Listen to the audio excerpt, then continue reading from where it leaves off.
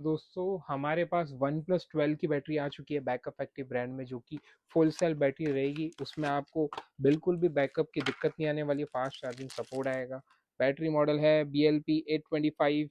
अभी आपको मैं सेल का वेट करके दिखाता हूँ। ग्राम में मशीन चालू कर दी मैंने, ये ग्राम में मशीन चालू है और अब मैं आपको बैटरी रख के दिखाता हूँ।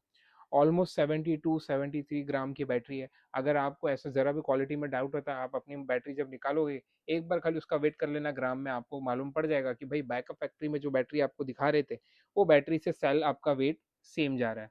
अगर आपको बैटरी मंगवानी है तो भाई वीडियो में कमेंट कर दो बैकअप फैक्ट्री मोबाइल बैटरी, आपको ज़बरदस्त क्वालिटी की बैटरी हम देंगे। धन्यवाद।